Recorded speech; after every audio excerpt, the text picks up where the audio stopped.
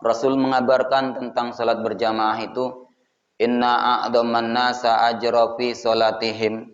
Sesungguhnya manusia yang paling besar balasan pahalanya di dalam mengerjakan salat mereka, ab'aduhum ilaiha mamsa fa'ab'aduhum, yaitu mereka yang jauh melangkahkan kaki ke tempat salat itu, kemudian yang lebih jauh dan yang lebih jauh.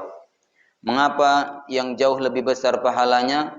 Karena Allah Subhanahu wa taala memperhitungkan setiap langkahnya.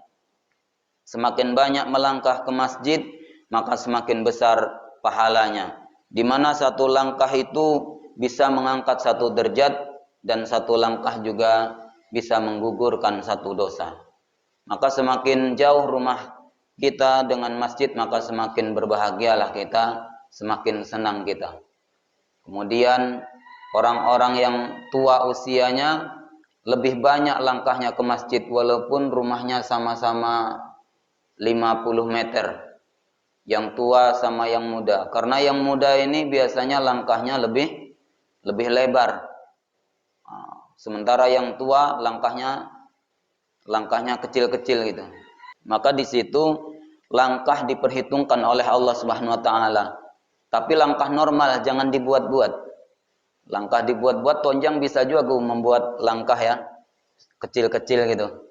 Kemudian inna idhamal jaza ma'a idhamil bala.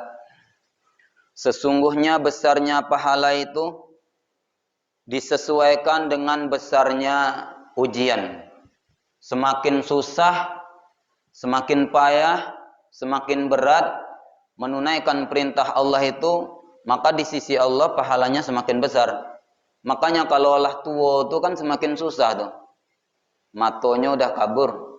Langkahnya saja kecil-kecil gitu kan. Tenaganya luar biasa. Maka semakin tua dia semakin susah, sehingganya pahalanya di sisi Allah semakin besar.